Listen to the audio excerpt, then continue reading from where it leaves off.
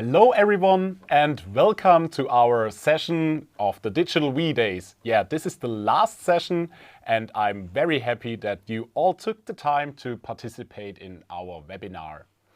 My name is Markus Eberle and I will moderate this presentation this webinar today, but I'm very happy to welcome Susanna Engel today. Hi. Hi. So yeah, she will hold the presentation and also answer your questions after the webinar. So the topic of today is Beyond the Heartbeat, Unlocking the Secrets of Oscillators. The presentation will be about 30 minutes long, and then after that we have scheduled some time for Q&A. So you can just send us your questions with the Q&A function. You will find that on the lower right-hand side of WebEx. There is a little question mark button, and there you can just send us all your questions. When we can't answer all your questions in this live webinar, we will answer them later on via email, and you also have the opportunity to ask us your questions after the webinar with the email address digital-v-days@we-online.com. So you will also get the link to the presentation as well as to the recording from us in the next few days, sent by mail. And yeah, that are all information from the start for me. And now I'm very happy to give it over to you, Susanna. Have fun. Enjoy the webinar. Thanks a lot, Markus. Hello from my side. So you can say the best comes at the end. And here we are talking about oscillators. Thanks for taking the time to listen to me. The agenda for this last webinar will have a short introduction about the topic, and then we will dive into the topic of EMC and EMC and EMI around the oscillator. Usually there are three types of noises that can occur around an oscillator, which are either from the oscillator itself, from the power line and the output line. And we will have a look at all three of these points and what kind of measures we can take to eliminate or at least minimize the interferences that our oscillator causes. And in the end, we will have a look at the PCB layout recommendations that could also help to reduce your interferences from the oscillator.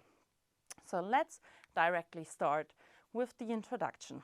So as said, today we will talk a little bit about EMC and EMI around an oscillator. But what is EMI and EMC? As most of you probably know, it's electromagnetic interference and electromagnetic compatibility. But what does that mean? I mean, when we look around, we will see there are more and more electronic devices around us. The number is growing so fast that we nearly can take the time to learn them all. And to ensure that they don't interfere with each other and don't disturb each other, there are some regulations that are tested within the EMI or EMC lab. I think for a practical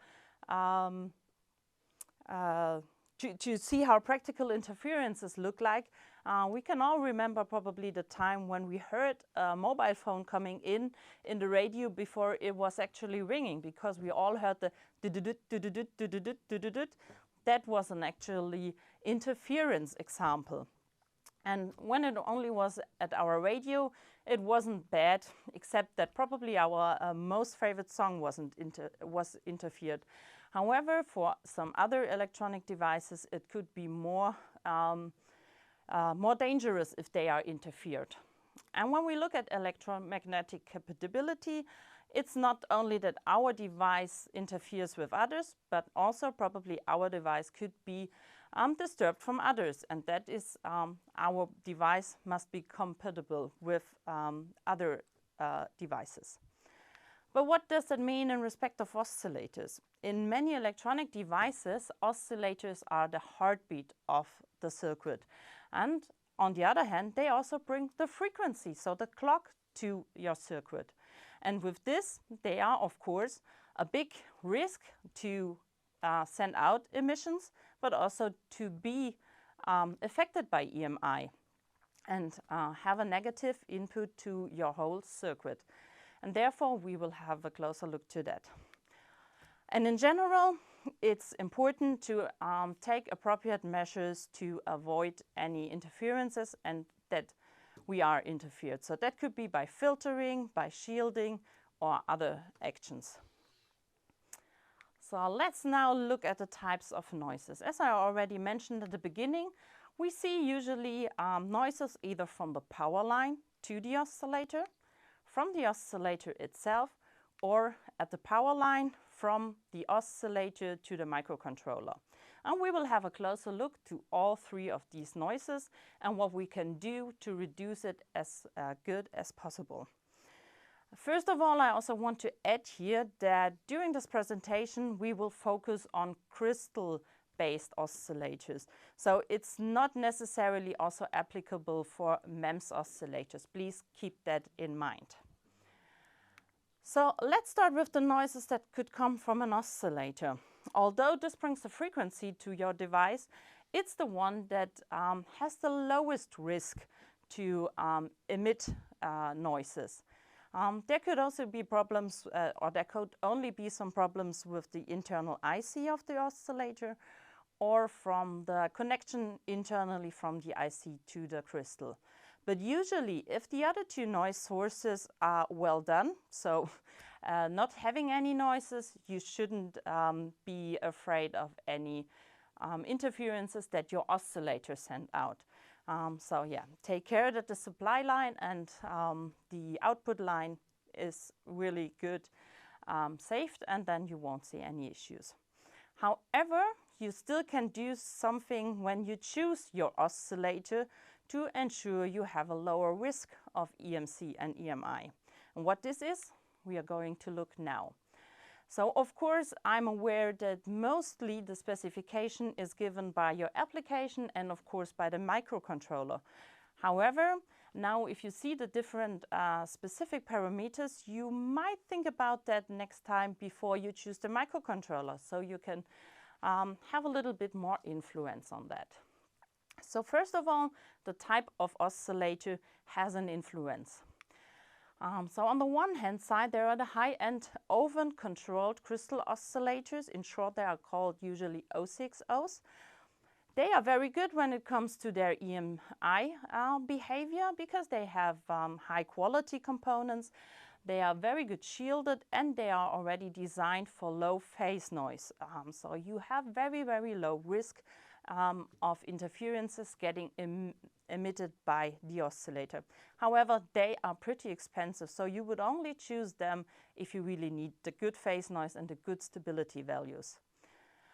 The next two types are the voltage-controlled crystal oscillators and the temperature-controlled crystal oscillators, so also called V6Os and T6Os. With these two, you do have an internal circuit within the oscillator that adjusts the frequency either due to the voltage that we apply at the V6O or the temperature that the environment shows at the T6O. And as you could imagine, if you change or adjust the frequency always, then this have a bad influence on the EMI, and on the other hand, it also makes your oscillator or your circuit a little bit more prone to emissions from the outside. So these are not the best choices if you can choose. Last but not least, the standard oscillator, how it is used in many, many applications and usually is also good enough from its performance, is also a very good compromise when it comes to the EMI, because it has not the highest quality components, but on the other hand, it also doesn't have any internal frequency changing circuit. So if you're using an XL, good choice. Next is the size of the oscillator. This is usually something that you very easily can influence with your choice because it's not given by the microcontroller. And here we can say smaller is better. That's on the one side. With smaller dimensions, you have a lower risk of having big antennas in your design. And also there is a lower risk for parasitic effects on your board. So if you can choose, take the smaller one. Then we do have the output signal. this is also something that is usually given by the microcontroller, but just keep in mind for the future, a CMOS, which is the most used one, is worse when it comes to the interferences, because the square waved output is done by adding a lot of harmonic frequencies, and therefore you add also a lot of risk of interferences. On the other hand, the best one when it comes to the output is basically a sine wave, because there you have a clear single frequency. However, this is also the most sensitive output signal, so it's very susceptible to interferences from the outside, and it's also very sensible to like voltage supply changes or ripples, so very sensitive, difficult to use, and therefore it's usually only used if necessary for other parts. Then we also have the differential output lines, LV-PECL and LVDS. They are usually also very good if they designed properly. This means in your PCB design, both output lines are in the same length and very, very close to each other. Then this is also a very good option. The next point that you can impact probably is the rise and fall time. And here we can say, take it slow. The slower the rise and fall time, the better. High rise and fall times are usually together with very steep edges on your output signal. And these signals are also, again, more susceptible to getting out interference, radiate interferences. On the other hand, of course, for newer applications, usually we want very high rise and fall times, as we want to have very fast data transmission with very big data. So here it is about to find a good compromise. The next one is the frequency, so the most important parameter for an oscillator or in general a clock. And here it's also lower is better, because you may know that the frequency is the most important part when it comes to radiating intermissions. So the higher a frequency is, the lower an antenna could be to radiate interferences, and it's more likely to have that on the board. If you have very low frequencies, it's very unlikely that you radiate them out to other parts. So for example, if you're using a 32.768 kilohertz oscillator, you would need an antenna that is about 2 kilometers long, and usually no one has that on their PCB design. And last but not least, the supply voltage. That also could have an impact on the emissions. So also here, smaller is better, because higher voltages bring higher signal levels, and higher signal levels bring higher risk to emissions. And on the other hand, the additional advantage of using lower supply voltages, they usually come also with lower current consumption. So now let's have a look at the noise from the power line. So here, let's start with the decoupling capacitor. This is a measure that is usually recommended on all of the data sheets of oscillators anyway, because it is the most important measure that you can take when it comes to oscillators and their supply line.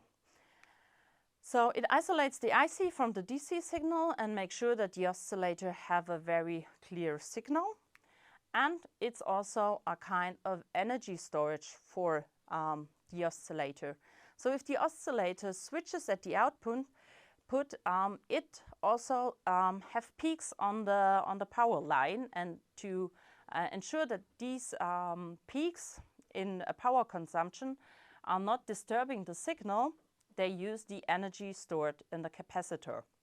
So please make sure to add the decoupling capacitor. And if you use that, you usually ensure a stable supply voltage.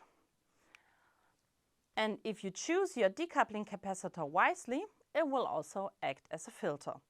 How this is done, we will look now. So usually the recommended design on the databases of an oscillator are 10 nanofarad or 100 nanofarad.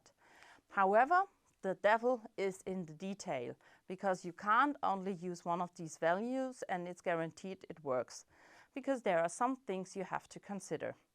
Let's start with the decoupling excuse me, part of the capacitor.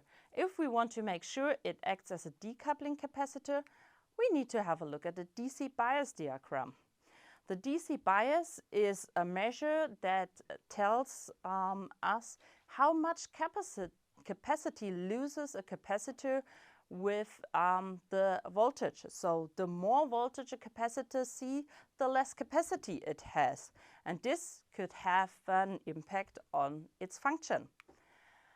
Let's have a look at this. I've chosen 6 different kinds of capacitors. As you can see, there are 3 with 10 nanofarad and 3 with 100 nanofarad.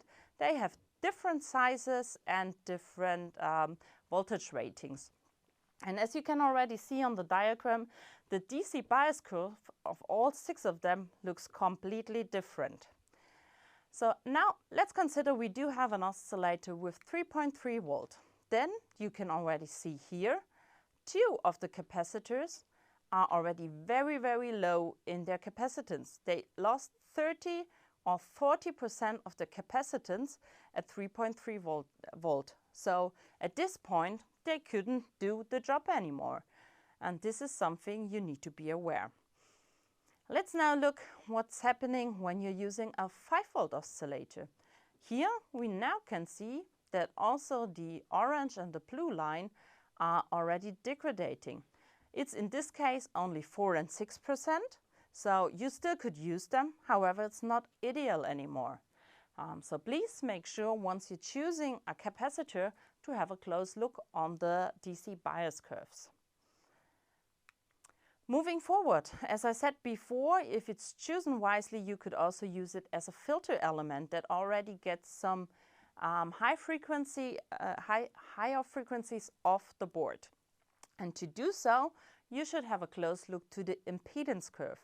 The impedance curve shows the frequency-dependent resistance of your capacitor. So here we still have the same 6 capacitors that I've had before. And you can see also again here all curves look a little different. So if we now consider we do have an oscillator with 20 megahertz, you can see here one of the capacitors is already under the 20 megahertz. So this peak here is the self-resonating frequency of a capacitor. And after that point, the capacitor doesn't act as a capacitor anymore, but as an inductivity. So it wouldn't filter anymore. So it's important to ensure that your oscillator frequency is lower than the self-resonating frequency of the capacitor. Now let's consider we do have a 50 megahertz oscillator, and then you can see also these 2 capacitors are now already on the inductive side of the curve. So they would now also doesn't act as filter anymore. And if you now have a look, all of the 100 nanofarad capacitors would have failed to act as a filter here anymore. So yeah, again, be aware of that if you choose a capacitor and also want to have it as a filter. Take a close look at the impedance curve. So now if we have already our decoupling capacitor, we still might need additional filtering. In that case, it would be a low-pass filter because we want to get all the high frequency rid of our board. And the low-pass filter, it let the low frequencies pass and all the high frequencies will be blocked. In theory, every filter component would add 20 dB attenuation per decade. So depending on the noise you're expecting, you can add more or less filter components. Ideally, it's recommended to filter up to the 10th harmonic of the oscillator when it comes to the frequency. There are various filter topologies, but we will today only look at the most common ones, which is the CL filter and the P filter. There are other filters that could be applicable. However, usually these two will do the job when it comes to oscillators. So let's have a quick look at the CL filter in addition to the decoupling capacitor. I know it could also be seen as a P filter because there's still the C1, the decoupling capacitor, but for this discussion we will only have a look at the LC at the moment. So this setup is also recommended at least as a mounting option. So when you do your first design and you're not sure if you will see noises or not, I would recommend to use that as a mounting option when you do your PCB layout so that you are already prepared if you have noises. Theoretically, as I said before, two filter elements will add around 40 dB attenuation per decade. However, of course, in practice it will be most likely less than the 40 dB. The formula looks pretty straightforward, and the resonance frequency of the filter should be around 1/10, so this is only kind of a thumb rule. However, in practice this is the most used one. When I say in theory this formula looks very easy, it is because of the L within the formula. Because this is dependent on the frequency of your oscillator. When you are using an oscillator in the megahertz range, so probably above 5 megahertz, you do not use a simple choke, but you have to use a ferrite to make sure it has a filter effect. Below this frequency, you have to use a choke because a ferrite only starts to filter anything above 1 to 5 megahertz. And this is a little bit difficult when you start calculating. So you will probably have a little bit of try and error and also need a little bit of experience to that. Now let's have a look at the P filter. Of course, some could say it's stupid to have the two capacitors next to each other in parallel. And yes, a little bit, but also not. Yeah, it's just, of course, it doesn't bring a lot of attenuation because usually you need an impedance jump between the filter elements. However, it still brings a little bit. So you could do that as a design without problems. Yeah, theoretically this one adds 60 dB per decade and is also kind of good filter if you have more noises or expect more noises on your line. Now let's have a look at the output line in the end. So this is probably the most important one because it also could act as an antenna and therefore radiate emissions out. And it's also important to have a very good output line to ensure your signal from the oscillator is clear and without any problems. So the first recommendation here is a serial resistance that is between the oscillator and the microcontroller. With this serial resistance, you eliminate undesired waveform distortion. So this means undershooting, overshooting, echoing, and ringing. So usually, or probably you see that from your oscillator, and to avoid that, you use that kind of serial resistance and get a more clean output signal. To find the best value for your serial resistance, you better test it. So that's really the best way. Get your circuit to run and have a look at the output on an oscilloscope. And once you do not see any distortions anymore, you have the correct value for your resistor. Next option, if that doesn't or isn't enough to filter all your noises away, you might add another capacitor to your serial resistance and have an RC filter. This again would be my recommendation to you to have it added as a mounting option when you do your PCB layout, as you might need it at the end. It also brings around 20 dB excuse me, attenuation, and this is usually enough for your noises that you see there. Here, the cutoff frequency should be higher than the oscillator to ensure you don't filter out your oscillator signal. So here is the rule of thumb. Take around 5 times the frequency that you are using to ensure that you don't have a filtered oscillator frequency. And here the formula is really as simple as it looks like. An optional, if this isn't enough, you might also use an LC filter here. Now already coming to an end with the PCB layout recommendations. So first of all, connect your oscillator to the incl in pin of your microcontroller and take care it's as close as possible to the microcontroller. Incl out will leave open in that case. The next recommendation is good grounding practices. So take care that your ground is very good with the oscillator as well as with all your other components on the circuit. Then we do have again the decoupling filter or the P filter that you should use on your power line. Again, make sure it's as close as possible to the oscillator. And something I didn't mention before is a pull-down resistor. Usually an oscillator also has a fourth pin that is for enable disable, and if you are not using this function, make sure you use a pull-down resistor and not leave that pin open. And last but not least, the serial resistor. So this is ideal at least as a mounting option or either a RC filter as mounting option. Very important. And again, take care it's as close as possible to the microcontroller. And my last tip, I probably haven't said it often enough, keep the traces as short as possible. That's it from my side. Thank you for listening and looking forward to your questions. So, thank you very much, Susanna, for the interesting presentation.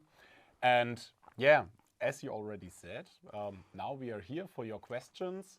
So you have the possibility now with the Q&A function. You will find that in the WebEx control panel with the question mark button, and then just send us all your questions. So Susanna, I already see there were some questions coming in the meantime of the webinar. Also, if you just need a moment, take it. We have time. Okay, it's thank you. The last session. Okay, so yeah, first question. What if I use an oscillator with a variable input voltage? Does this also have an influence? There's a clear yes and no. So thank you for Always that question. The answer. Yes. So basically no, because with an oscillator that has a variable voltage, this doesn't affect the frequency. So when you change the voltage, it doesn't have any effect on the frequency. And therefore, it doesn't have an effect on the overall emissions. On the other hand, as I said before, lower voltages are better, so it has a little impact. And again, you need to take care on the DC bias to have the low and the high voltages of your oscillator at the capacitor. So that's my yes and no. Yeah, the other one would be it depends. Exactly. For the next question, maybe. Yeah, maybe we will see. Okay, so do I have to apply the same recommendations to crystals? It depends. No, just joking. No, there's definitely a clear no. You can't use the same recommendations for crystals, as the circuit with crystals looks completely different. So when you choose your crystal and add it to your design, you usually need Pierce oscillators. So you add two load capacitance, and this is important to choose them wisely. And if you would now add a filter to that, your oscillator wouldn't oscillate anymore. Okay. So in this case, it's more important to take care on the load capacitors instead of adding any filters. Okay, thank you very much. Then next question, which I can see here. Would you recommend a ground plane under the oscillator? Now I can say it depends. Usually I would say no. It's better not to have a ground plane under the oscillator because it also influences the oscillator. If you have a ground plane under the oscillator, you could also more easier couple in interferences in the ground plane, or it's easier that the oscillator radiate emissions out. And also, depending on the type of oscillator you use, you might get thermal problems because, like, for example, an O60 makes a lot of heat. And if you have a ground plane below the oscillator, it will get more difficult to get the heat out of the circuit. So here I would say usually no. However, it depends on your circuit design. Okay, thank you very much. That's just the answer I wanted to hear. You're welcome. Okay, so then next question. How about MEMS oscillators? Are they generally better than quartz concerning EMC or EMI? I have to admit that's a difficult question for me to answer because, yeah, I used to work with crystal oscillators all of my working life, and I don't have any first-hand experience with MEMS. And when you look into literature, you have some say it's better, some say worse, but I simply can't tell from my own experience, and therefore I wouldn't trust any of the literature without my own knowledge. So I have to admit I simply can't tell. Okay, thank you very much. So when there are questions open afterwards, then also just email us. We will try to give you all answers.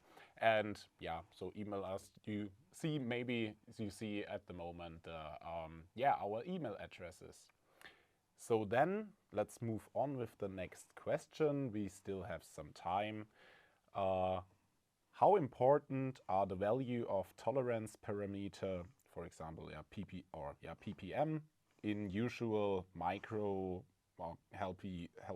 micro controller applications? Microcontroller applications, yeah.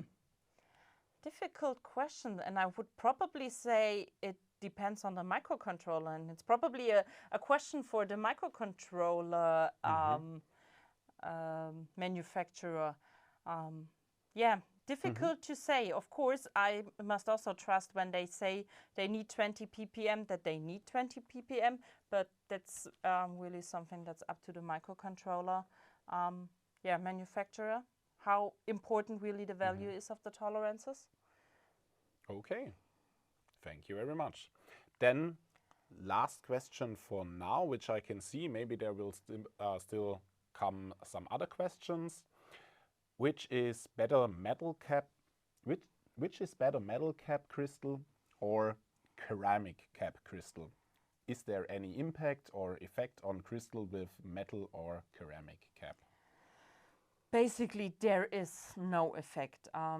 If you have an oscillator with a plastic cap, I would say it doesn't have any shielding.